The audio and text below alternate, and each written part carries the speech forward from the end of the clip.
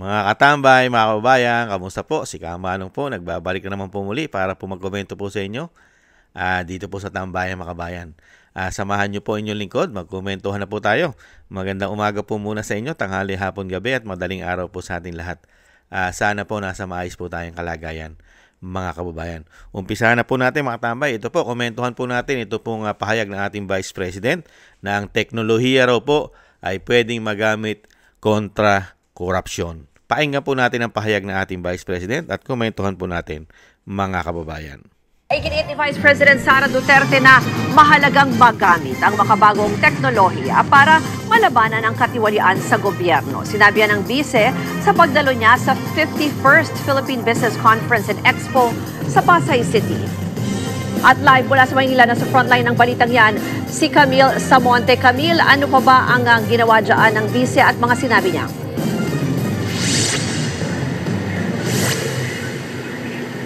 Ruth, sa speech ni Vice President sa 51st Philippine Business Conference and Expo sa Pasay City, iginiit ni VP Sara na mahalaga nga na magamit ang makabagong teknolohiya para sa mabuting pamamahala sa gobyerno, pagbibigay serbisyo sa publiko at pagtugon sa mga disaster o sakuna. At higit sa lahat, ito raw ang sandata para malabanan ang korupsyon sa pamalaan. Sinabi yan ng Bise sa harap ng mga negosyante na lubhang nababahala sa epekto ng flood control scandal sa tiwala ng publiko. Giit ni VP Sara, sa pamamagitan ng digitalization at pag-automate ng mga government transactions, mapipigilan ang mga backdoor transactions at unconstitutional budget insertions. Mapipigilan din daw umano nito ang mga tiwaling opisyal na gamitin ang pera ng taong bayan para sa personal na interes at political ambisyon. Ang Philippine Chamber of Commerce and Industry naman naglabas ng panawagan kay Pangulong Bongbong Marcos na tugunan ang isyu ng katiwalian sa gobyerno at maging transparent sa pag-iimbestiga nito.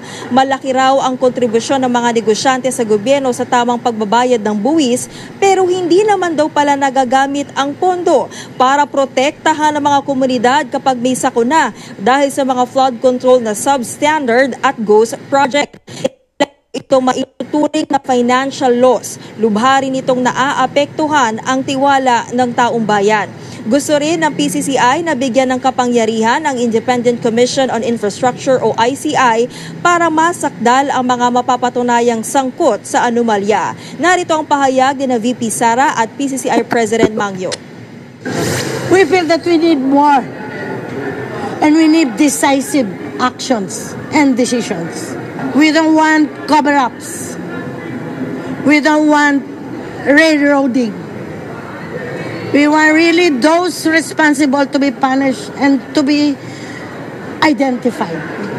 And the only person that can really do that by appointing those that are really into it, in addressing it, is our president. As we digitize, we automate our processes, make data and all government transactions seamless, borderless, and transparent.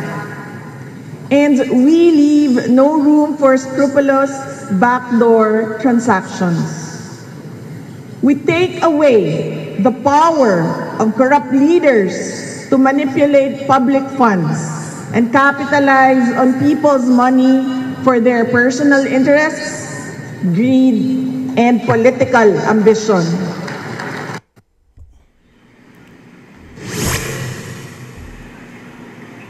Yan po mga tambay. Totoo naman po lahat ang sinabi ng ating Vice President. Nagagamit po ang pera ng taong bayan. Ngayon po, talamak ang korupsyon. Saan po? Sa pamumulitika, pagiging sakim, greedy, mga tambay, sa kapangyarihan at pera. Hindi po ba?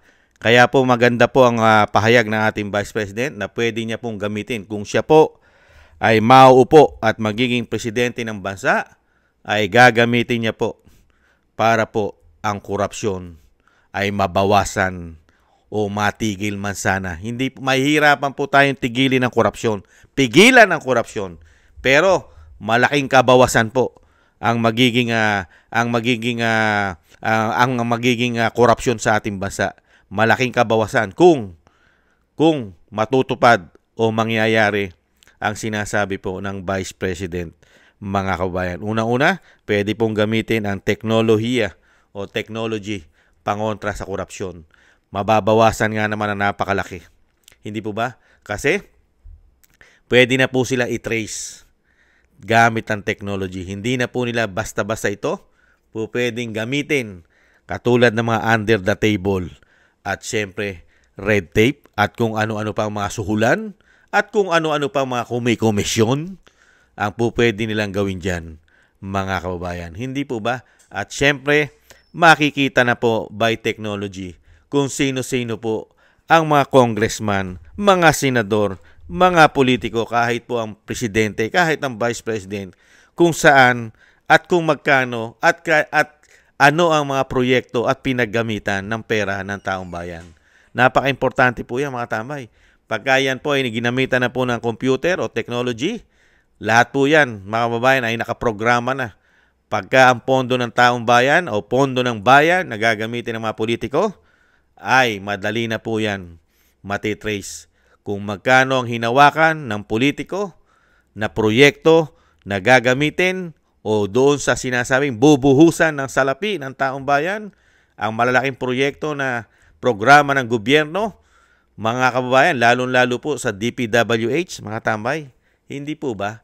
Madali po yang matitrace, lalong-lalo po ang korupsyon. Kaya sana po, mga tambay, sana ay palarin at sa lalong mabilis sana ang isang Vice President Sara Duterte na ang manungkulan po sa ating bansa. Dahil napakaganda po ng layunin ng ating Vice President para po sa pagsugpo at pagbalik at pagbangong muli ng ating bansa sa pagkakalugmok sa kahirapan at sa korupsyon, mga kabayan, at sa kahihiyan ng ating bansa sa buong mundo. Kahiya-hiya na po ang ating bansa sa buong mundo. Binaon pa tayo sa utang at ang tingin sa atin ng mga banyaga, mga kabayan, ay ang ating gobyerno ay talamak. Grabe po ang korupsyon. Ang tingin po sa atin ay magnanakaw ang ating bansa, lalo-lalo po ang mga nakaupo. Grabe po, talamak ang korupsyon. Kaya nga ang tingin sa atin ng mga banyaga at mga bansa ay magnanakaw ang ating bansa. Grabe. At lalong-lalo naman siyempre yung ginawa nila sa dating Pangulong Duterte na kaya po nila pinatapon dahil po sa sobrang greedy, ganid, swapang sa kapangyarihan ang mga taong ito. Hindi po ba? Dahil nga po yung nagsasabi ng katotohanan na grabe ang ginagawa nilang pamumulitik at korupsyon sa kanilang paglulingkod, lahat po ay gagawa nila ng paraan para yata ito mapabagsak. At yan po ay nadadanasan at dinadanas po yan ng ating Vice President. Kaya po napakaganda po ng ginawa ng mga negosyante po sa ating bansa. Isa pong maganda pong pananalita at syempre po pagkundi na. Yung kinukundi na po nila ang gobyerno dahil napakalaki rin ng kanilang buwis. Lalong-lalo po yung nagbabayad ng tamang buwis sa ating gobyerno, ang mga negosyante. Wag naman, yung iba naman po kasi dyan, alam naman po natin, lalong-lalo kung kaalyado po ng administrasyon. Kung kaalyado po nila, kakampi po nila, mga oligarko, yan po yung naglalaro lang yan dahil nakikinabang din po ang ibang mga oligarkiya riyan. Lalong-lalo po kung kaalyado nila, nakaupo yata ngayon. Hindi po ba? Pero hindi naman po lahat ng mga negosyante sa ating bansa ay katulad po ng sinasabing kontrolado ang ating bansa ng mga oligarkiya. Hindi po ba? Hindi naman po lahat yan. Meron naman pong matitinong mga negosyante sa ating bansa na nakakakita at kinukundi na ang ginawang korupsyon na nanunungkulan sa panahon po natin ngayon, ang binagoong Pilipinas. Hindi po ba? Kaya pasisinungalingan lang naman po nila ito mga kabayan. Katulad po sinasabing yung ICI, yung Independent Commission na binuo, na sila ang tinalaga para mag-imbestiga. Ano po hamon ng ating mga business sector diyan? Mga kabayan, yan ba ang investigasyon na yan ay makatotohanan ba yan? Hindi ba magiging sabwatan lang yan? Walang mangyayari sa mga investigasyon nila? Dahil yan po, ang binubuo po nilang investigasyon ay protection lang nila para hindi sila madawit at masangkot sa malaking anomalya dahil mismo ang Vice President ay pinangalanan na. Kaya nga ayaw nilang magbanggit at hirap na hirap silang magbanggit ng mga congressman. Hindi po ba na mga sangkot dyan, lalo-lalo ang kanyang pinsan. Dahil baka ang korupsyon ay mapunta na at dumiretso sa Malacanang dahil kasabwat yata ang Malacanang sa isyu ng korupsyon na mahigit 3 taon. Hindi po ba? Kaya dito po mga tambay, wala pong mangyayari dito mga kabayan. Lalo-lalo po ang malawakang korupsyon at sila ang mag-iimbestiga. Never po mapanagot ang malaking isda riyan. Kahit po araw-araw magsalita. Araw-araw po magsalita ang business club po natin, ang mga negosyante po natin sa ating bansa. Kahit araw-arawin po nila, kundinahin ang korupsyon at hanapan nila ng solusyon at sinasabing panagutin at nananawagan sila sa pamahalaan kay BBM na aksyonan, panagutin ang mga korap, magnanakaw ng mga politiko sa ating bansa. Paano po gagawin ni BBM yan?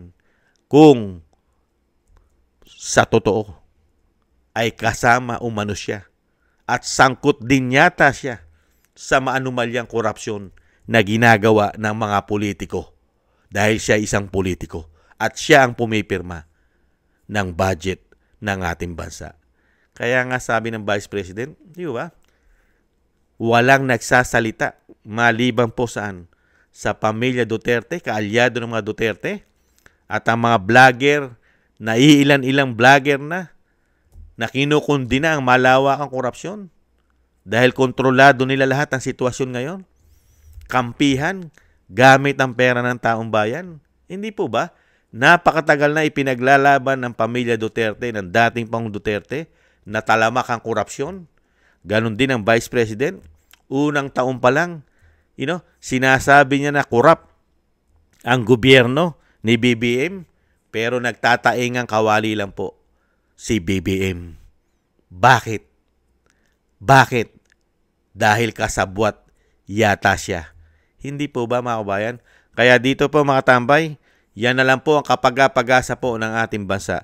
Ang pag-asa na lang po natin mga kabayan ay maupo at maging presidente ang Vice President Sara Duterte. At lahat po ng sinabi niya ay gagawin niya.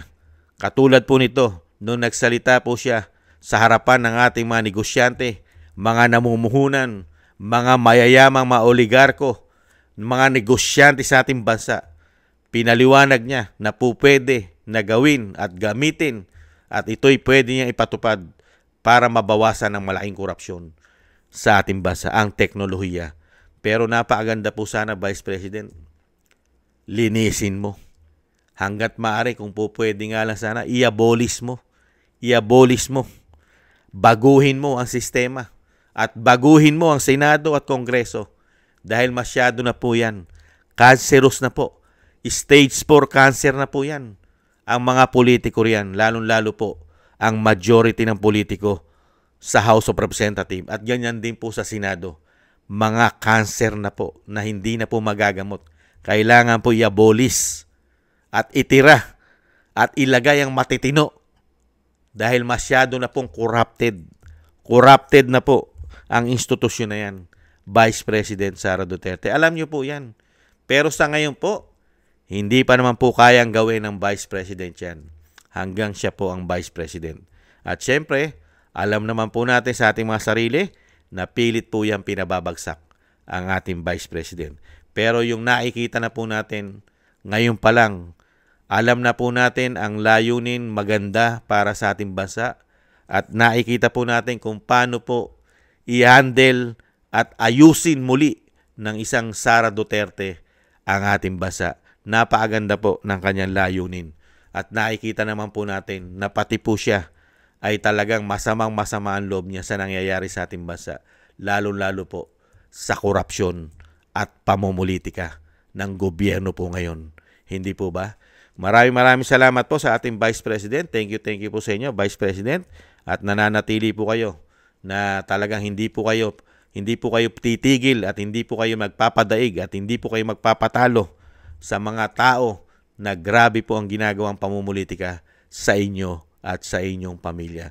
Ang suporta naman po ng taong bayan, lalo-lalo po ang majority ng matitino, hindi po ng mga bugok at hindi po ng mga magnanakaw, kawatan, mga pulboronic, makakaliwa, at syempre ang mga nangangapital para sa mga masasama. Hindi po yan magtatagumpay sa napakarami pong suporta ng matitinong tao sa inyo, Vice President, at sa pamilya Duterte. Thank you po sa inyo. At syempre po, ang panalangin po ng taong bayan ay nasa inyo po na kayo po'y maingatan at ang inyong buong sambahanan. At syempre, ang pamilya Duterte, mga tambay, at ang ating dating Pangulong Duterte na sila po'y maingatan, mga kababayan. Yan naman po ang lagi po natin na hiling, mga kababayan, na sila po'y maingatan. Dahil sila po ang pag-asa na makabangon muli ang ating bansa sa pagkakalugmok, sa pagkakabaon, sa kumunoy at sa kahihiyan na binigay at dinulot po nila sa atin. Ibang klase po, mga kababayan. Muli na naman tayo ibinahon sa kahihiyan, samantalang naiahon na tayo ni dating Pangulong Duterte sa pagkakalugmok sa kahihiyan at kahirapan kahit papaano. Pero muli na naman tayong dinala sa kahihiyan na magnanakaw na ito, mga kababayan. Thank you po. Sana gusto po ng ating tambayan, mga kababayan, sa YouTube at TikTok, at ganoon din po sa mga nagko-comment, like, share, and subscribe. At syempre po, sa mga nagbibigay po ng tulong at biyaya, thank you po. Mabuhay po kayo. Maraming salamat po. At syempre po, mga tambay, tayo rin po ay mag-ingat, manalangin na tayo po ay maingatan at ang ating buong sambahanan ay maingatan din po. At syempre po, ang buong pamilya ng pamilya Duterte, maingatan po sila sa kapahamakan. Maraming salamat po sa mga dasal, mga kababayan. Muli po, ingat-ingat po tayo. Paalam. Bye-bye.